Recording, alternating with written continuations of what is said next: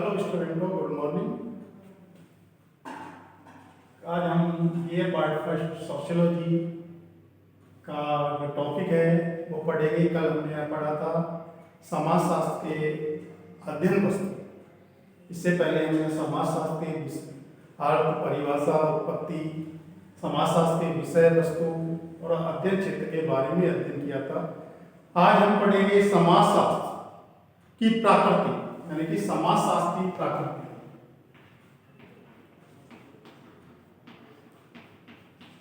शास्त्र की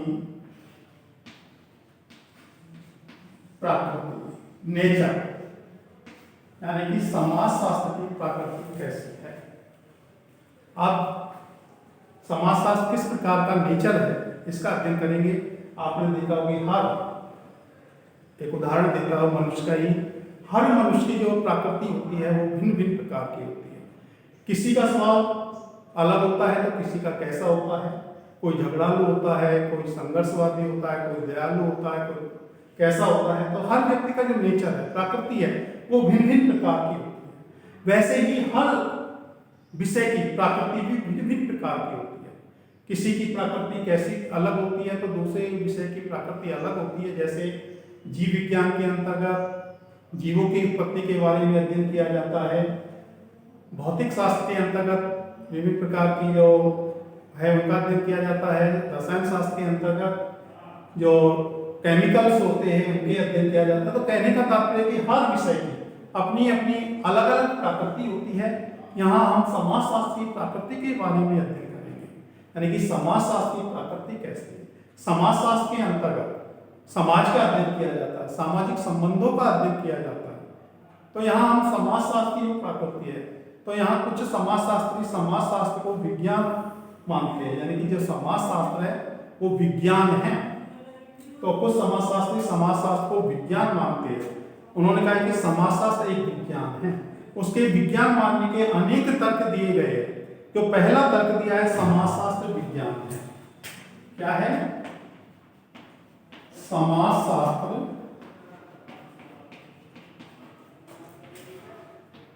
विज्ञान है। क्या है पहला? समाजशास्त्र विज्ञान। अब देखते हो कि विज्ञान कहते किसे, विज्ञान होता क्या है। जो विज्ञान का मतलब होता है, विज्ञान व्यवस्थित एवं क्रमबद्ध ज्ञान को कहते हैं। यानी कि विज्ञान का मतलब होता है जहां हम व्यवस्थित ढंग से क्रमबद्ध तरीके से जहां अध्ययन किया जाता है वो ही विज्ञान है। अब लेकिन हम जो सामान्य लोग कहते हैं कि केवल physics, chemistry, math, theology, botany यही विज्ञान है। लेकिन यहाँ किसी भी विषय को विज्ञान कहा जा सकता है यहाँ पर व्यवस्थित और क्रमबद्ध ढंग से अगर उसका अध्ययन किया जाता है तो वो विषय विज्ञान कहलाता है। तो समाजशास्त्र एक विज्ञान है, क्योंकि विज्ञान व्यवस्थित या क्रमबद्ध ज्ञान को कहते हैं। और समाजशास्त्र समाज का विज्ञान है। क्या है समाजशास्त्र? समाज का एक विज्ञान है, सामाजिक संबंधों का अध्ययन करता है। यानी कि समाजशास्त्र जो है समाज का विज्ञान है, सामाजिक संबंधों का अध्ययन करता है और समाज का अध्ययन व्यवस्थित ढंग से करता है। यानी कि समाजशास्त्र है वो समाज का अध्ययन कैसे करता है? व्यवस्थित ढंग से, यानी कि एक क्रमबद्ध तरीके से समाज का अध्ययन करता है। इसलिए समाजशास्त्र को विज्ञान कहा जाता है। ठीक है, तो पहला है समाजशास्त्र विज्ञान है। ठीक है, क्योंकि समाजशास्त्र के अंतर्गत समाज का अध्ययन किया जाता है और सामाजिक संबंधों का अध्ययन किया जाता है। और समाज और सामाजिक संबंधों का जो अध्ययन किया जाता है वो एक व्यवस्थित और क्रमबद्ध ढंग से किया जाता है। और विज्ञान का मतलब होता है कि यहाँ व्यवस्थित और क्रमबद्ध ढंग से जब अध्ययन किया जाता है वो विज्ञान कहलाता है। तो यहाँ समाजशास्त्र भी समाज का व्यवस्थित और क्रमबद्ध ढंग से अध्ययन करते हैं, सामाजिक संबंधों का अध्ययन करते हैं, इसलिए समाजशास्त्र को विज्ञान कहा गया है। दूसरा जो समाजशास्त्र को विज्ञान मानने का दूसरा तर्क है, समाजशास्त्र में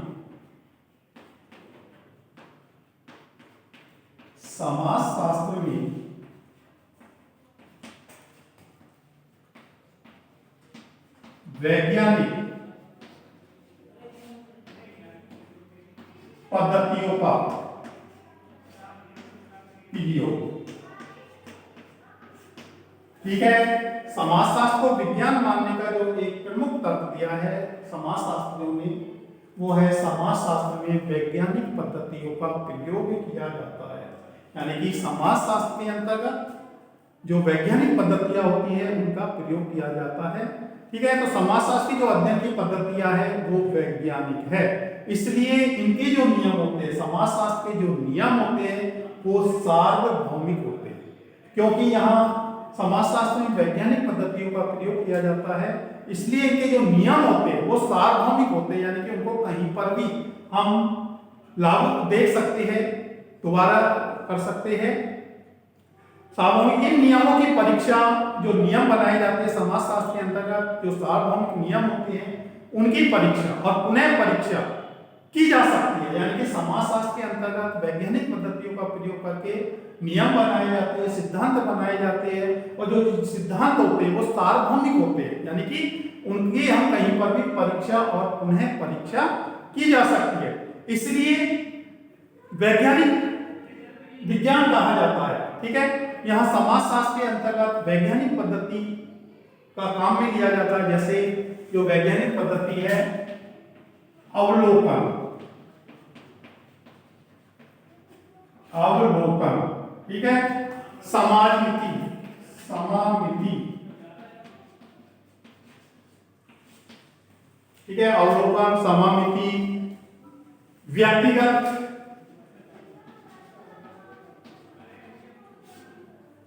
अध्ययन पद्धति, अध्ययन निर्देशन, व्यक्तिगत अध्ययन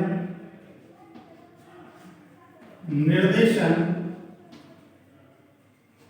निर्देशन और सामाजिक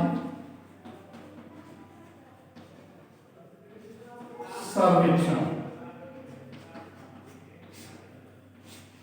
ठीक है, तो समाजशास्त्र के अंतर्गत वैज्ञानिक पद्धतियों को काम में लेते हुए नियम बनाए जाते हैं, सिद्धांत बनाए जाते हैं, और जो नियम होते हैं, सिद्धांत होते हैं वो सार्वभौमिक होते हैं, उनकी कहीं पर भी परीक्षा और पुनः परीक्षा की जा सकती है, इसलिए इसको विज्ञान कहा जाता है। इसके अंतर्गत विभिन्न पद्धतियों का प्रयोग किया जाता है, जैसे अवलोकन, समाजमिति, व्यक्तिगत अध्ययन, निर्देशन, सामाजिक सर्वेक्षण, यानी कि इसके अंतर्गत अवलोकन के द्वारा तथ्यों को एकत्रित किया जाता है, यानी कि अवलोकन पद्धति का मतलब होता है अपनी प्रत्यक्ष आंखों से, यानी कि जो अनुसंधान करता है, खोज करता है, वो अपनी प्रत्यक्ष आंखों के द्वारा तथ्यों को देखता है और उनको एकत्रित करता है। ठीक है, तो व्यक्तिगत अध्ययन किसी भी चीज का हम व्यक्तिगत रूप से उसका संपूर्ण अध्ययन किया जाता है, निर्देशन किया जाता है, सामाजिक सर्वेक्षण किया जाता है, तो इसके अंतर्गत इन सभी पद्धतियों का प्रयोग किया जाता है समाजशास्त्र में, वैज्ञानिक पद्धतियों को, इसलिए इसको विज्ञान कहा जाता है।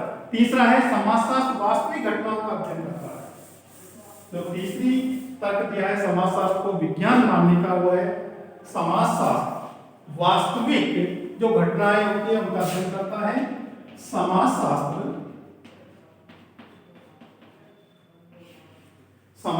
वास्तविक घटनाओं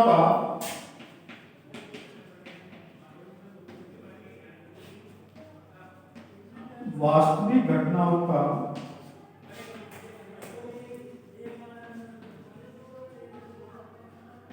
अध्ययन करता है। ठीक है, जो तीसरी विशेषता है समाजशास्त्र को विज्ञान मानने का, कि समाजशास्त्र वास्तविक घटनाओं का अध्ययन करता है, यानी कि इसके अंतर्गत समाजशास्त्र में जो घटनाएं होती है उनका ही अध्ययन किया जाता है। यानी कि समाजशास्त्र आदर्श विज्ञान नहीं है, आदर्श यानी कि हम किसी को अच्छा माने बुरा माने, ये ऐसा नहीं है। समाजशास्त्र आदर्श विज्ञान नहीं है, यह जहां क्या होना चाहिए, क्या होना चाहिए का वर्णन किया जाता है, यानी कि क्या होना चाहिए, यानी कि जो घटना जैसी है उसका यों का त्यों अध्ययन किया जाता है, क्या होना चाहिए। यहाँ कल्पना को महत्व नहीं दिया जाता है, आदर्श को महत्व नहीं दिया जाता है कि अच्छा है बुरा है, इसलिए ऐसा कहा जाता है कि समाजशास्त्र क्या है का वर्णन करता है। सामाजिक जो परिस्थितियां होती है, यानी कि समाज की जो परिस्थितियां होती है, जिस रूप में है समाज में जो तथ्य जिस रूप में पाए जाते हैं उनका ठीक वैसा ही अध्ययन किया जाता है। यानी कि जो घटना, जो परिस्थितियां जिस रूप में है, जो तथ्य जिस रूप में है, उनका यों का त्यों वर्णन किया जाता है। इसमें जो समाजशास्त्री है वो अपनी तरफ से नहीं जोड़ता है, आदर्शवादी नहीं होता है, यानी कि वो ये नहीं सोचता है कि घटना घटी है वो अच्छी है बुरी है, वो तो वास्तविक घटना जो होती है उनका ही अध्ययन करती है। समाजशास्त्र अपने अध्ययन में कल्पना का सहारा नहीं लेता, यानी कि कहने का मतलब कि समाजशास्त्र जब घटनाओं का अध्ययन करता है तो वास्तविक घटनाओं का अध्ययन करता है और यहाँ कल्पना का कोई सहारा नहीं लेता है समाजशास्त्री समाज के अध्ययन के अंदर, और ना ही अफवाहों को, यानी कल्पनाओं का सहारा नहीं लिया जाता, नहीं जो अफवाह होती है उनको अपने अध्ययन का आधार बनाती है, यानी कि जो कल्पना अफवाह जो होती है वो उसको समाजशास्त्र अपने अध्ययन का आधार नहीं बनाती है। वह तो वर्तमान परिस्थिति, जो वर्तमान में परिस्थितियां है और जिस रूप में देखता है उसका उसी रूप में अध्ययन करता है, यानी कि जो वर्तमान में जो जैसी परिस्थितियां है जैसे जिस रूप में वो देखता है उनका उसी रूप में अध्ययन करता है, तो इसलिए समाजशास्त्र की प्रकृति वैज्ञानिक मानी गई है। चौथा है समाजशास्त्रीय नियम सर्वव्यापी होते हैं। जो चौथा तर्क है समाजशास्त्रीय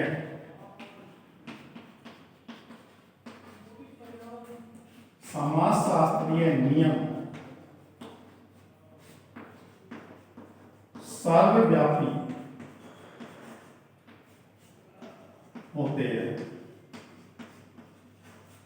ठीक है, तो जो समाजशास्त्र की वैज्ञानिक प्रकृति है उसमें जो चौथा पॉइंट है हमारा समाजशास्त्रीय नियम है वो सर्वव्यापी होते हैं, यानी कि समाजशास्त्र जो है समाज का विज्ञान है, यानी कि समाजशास्त्र क्या है, समाज का विज्ञान है, और यदि समाज की परिस्थितियां परिवर्तित नहीं होती है, क्योंकि समाजशास्त्र समाज का विज्ञान है, और अगर समाज की जो परिस्थितियां है वो परिवर्तित नहीं होती है तो समाज के नियमों में भी नहीं बदलते हैं, यानी कि यदि समाज की परिस्थितियां परिवर्तित नहीं होती है तो समाज के नियम भी नहीं बदलते हैं, और एक ही प्रकार के सभी समाजों पर समान रूप से लागू होते हैं, और एक ही प्रकार से सभी समाजों पर समान रूप से लागू होते हैं। जो समाजशास्त्रीय नियम होते हैं अगर परिस्थितियां नहीं बदलती हैं तो उन नियमों को हम किसी भी समाज में देख सकते हैं, लागू कर सकते हैं,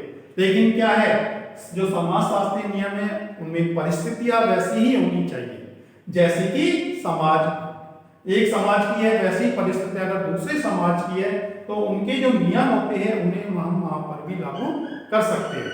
लेकिन जैसे हम भारत की जो परिस्थितियां है इन परिस्थितियों में जो हम निष्कर्ष निकालते हैं समाजशास्त्र के अंतर्गत उनको हम पाश्चात्य समाज है उन्हें लागू नहीं कर सकते। परिस्थितियां एक जैसी होनी चाहिए, परिस्थितियों में कोई परिवर्तन नहीं होना चाहिए। अगर परिस्थितियां एक समान है तो हम उनके नियमों को कहीं पर भी लागू कर सकते हैं, देख सकते हैं, जिस प्रकार से हम विज्ञान में देखते हैं, जिस प्रकार से विज्ञान के जो नियम होते हैं उन्हें कहीं पर भी एक देख सकते हैं, उनका पुनः परीक्षा कर सकते हैं। इसी प्रकार से समाजशास्त्र के जो नियम होते हैं वो भी सर्वव्यापी होते हैं, उन्हें हम कहीं पर भी देख सकते हैं, लेकिन एक शर्त होती है इसके अंतर्गत कि वे परिवर्तित नहीं होनी चाहिए, सामाजिक परिस्थितियां वो परिवर्तित नहीं होनी चाहिए। पांचवा समाजशास्त्रीय सिद्धांत कार्य। समाजशास्त्रीय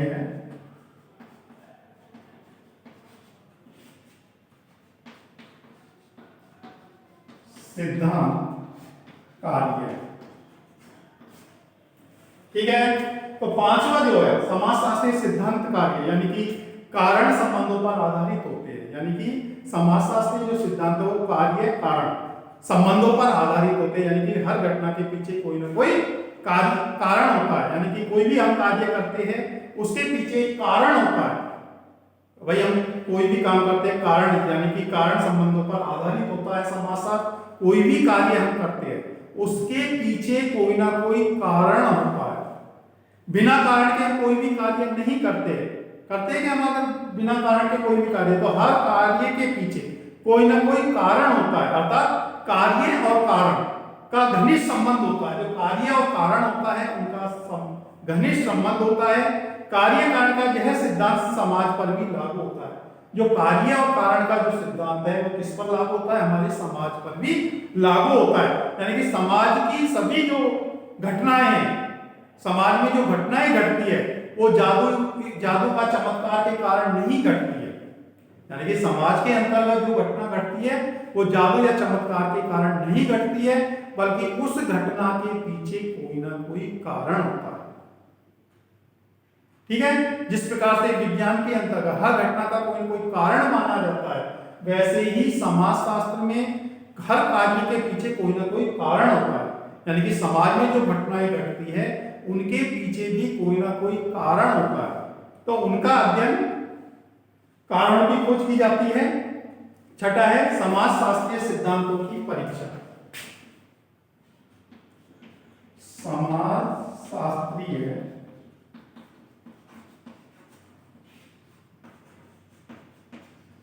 सिद्धांतों की परीक्षा। ठीक है, समाजशास्त्रीय विज्ञान मानने के पीछे जो एक तर्क दिया जाता है, समाजशास्त्रीय सिद्धांतों की परीक्षा की जा सकती है। यानी कि जिस प्रकार भौतिक शास्त्र के जो नियम होते हैं, यानी कि भौतिक शास्त्र के अंतर्गत जो नियम होते हैं वो सार्वभौमिक होते हैं। यानी कि जिस प्रकार से भौतिक शास्त्र के अंतर्गत जो नियम होते हैं वो सार्वभौमिक होते हैं और उनकी परीक्षा और पुनः परीक्षा की जा सकती है। यह नियम समाजशास्त्र पर भी लागू होता है, यानी समाजशास्त्र के अंतर्गत भी यह नियम लागू होते हैं। उनके जो सिद्धांत है उनकी परीक्षा हम कहीं पर भी की जा सकती है, लेकिन उसके लिए अपरिवर्तित परिस्थितियों में, यानी कि परिस्थितियां है वो अपरिवर्तित होनी चाहिए। अपरिवर्तित परिस्थितियों के अंतर्गत समाजशास्त्र के नियम और सिद्धांतों को हम सभी देशों और सभी कालों में लागू कर सकते हैं। यानी कि अगर परिस्थितियां नहीं बदलती है तो उनके सिद्धांतों को हम कहीं पर भी, किसी भी देश में, किसी भी काल में लागू कर सकते हैं। ठीक है, तो समाजशास्त्र सिद्धांतों की परीक्षा और पुनः परीक्षा आसानी से की जा सकती है। जिस प्रकार से विघटित परिवार है विघटित व्यक्तित्व को जन्म देते हैं, यानी कि कोई परिवार अगर विघटित है तो वो किस प्रकार के व्यक्तित्व को जन्म देंगे, विघटित व्यक्तित्व को जन्म देंगे। इस नियम को हम कहीं पर भी देख सकते हैं, अगर चाहे यहाँ भारत में देख सकते हैं, चाहे वो पाश्चात्य देशों में, समाजों में देख सकते हैं, या अगर जो परिवार विघटित होते हैं उनके बच्चों का जो व्यक्तित्व होता है वो भी विघटित होता है। तो ये समाजशास्त्र सिद्धांतों की अगर परिस्थितियां नहीं बदलती है तो उनके सिद्धांतों को हम कहीं पर भी परीक्षा कर सकते हैं। सातवां है समाजशास्त्र भविष्यवाणी करता है। समाजशास्त्र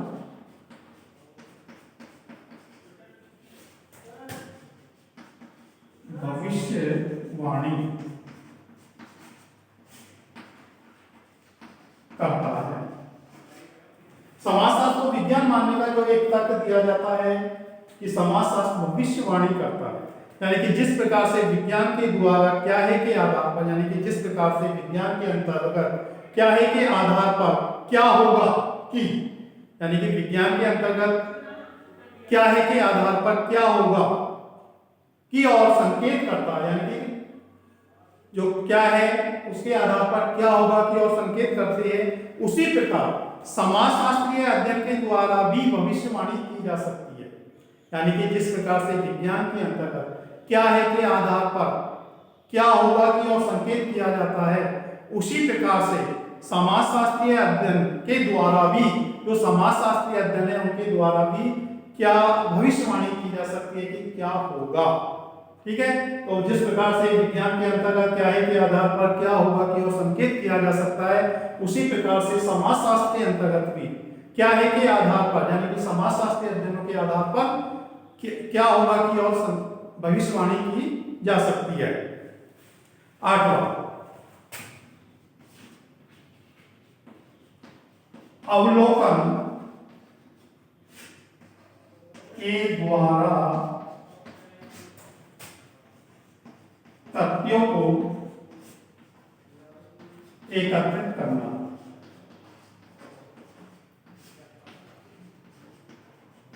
ठीक है, समाजशास्त्र को विज्ञान मानने का जो एक तर्क दिया है, विज्ञान क्यों है, वो है अवलोकन के द्वारा तथ्यों को एकत्रित करना।